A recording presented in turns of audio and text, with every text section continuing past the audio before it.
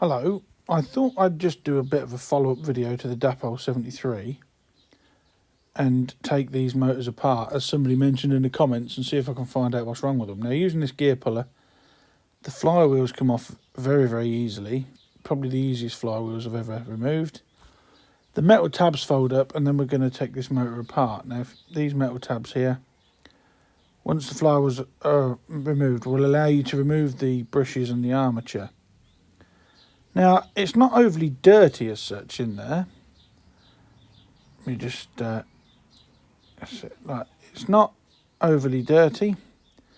The brushes, we'll have a closer look at these in a minute, but the brushes seem to have plenty of life left in them. But in my opinion, it's the brushes that have caused the failure, because when you take the armature out, that's the motor casing and magnet. There's also these, if I get these cocktail sticks, there's like fibrous deposits all in here. They don't show up well on camera, but I'm going to zoom in shortly and I'll show you. But there's like a fibrous deposit all around the inside of the motor. There's some there. I'll try and... There, it's on the end of that cocktail stick. Look, it's like fluff of some sort.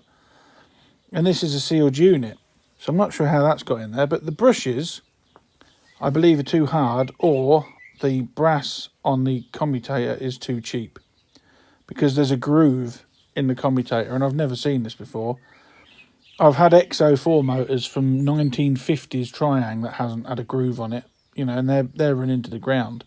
These motors are relatively new. These Dapol 73s are a couple of years old at best, and there's a groove all the way around that commutator.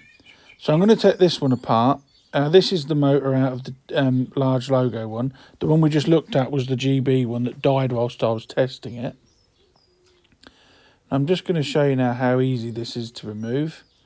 So this gear puller, initially it will pull the drive shaft cups off. They'll come off first. So just turning it, it will pull them off. Then just unwind it, hold the flywheel with the other hand. I cannot remember where I got this gear puller from, for anybody that's going to be asking. I don't remember, but a Google search may yield some results. But anyway, once I've undone it and pulled the drive cup off the end of the puller shaft like that, I then go back in, and then the flywheel will just come off with a few turns. It is, compared to other motors I've dealt with, this is really, really easy. Other motors I've had to resort to tapping them out and all sorts. But this one, look, you just turn it, it will pull it to the end of the shaft. And then back it off a few turns. Here we go. And the flywheel just pops off. There we go. Very easy. So I'll remove the other flywheel, and then I'll come back to you and we'll have a look at the inside of this motor.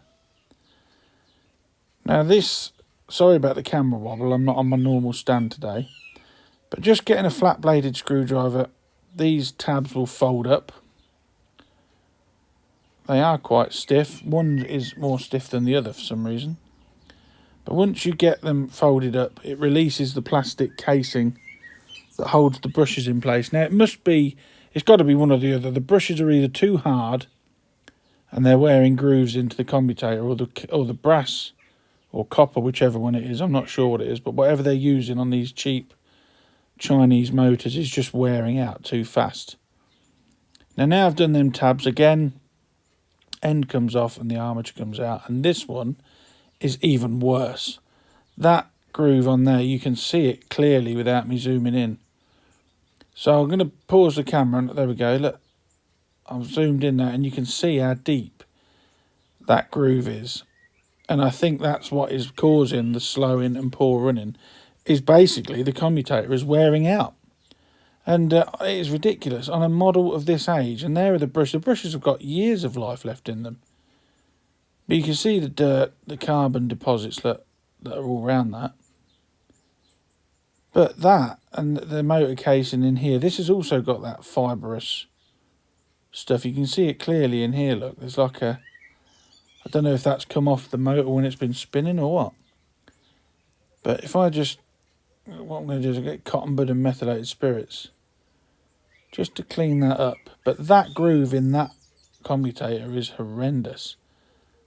It's almost worn down to the housing of it and to near the shaftlet. That is ridiculous. I couldn't quite believe when I took these apart how bad this was. I was expecting one of the coils to be burnt out. But both of the commutators have got grooves in them, and that is what is causing these motors to fail. So at least I've got some spare motor casings, I suppose. I'll keep them in my spares bin because I don't chuck anything away. But I just thought I'd do that quick video just to show you why I thought they were failing. And it's because the commutators are wearing out. And that is terrible.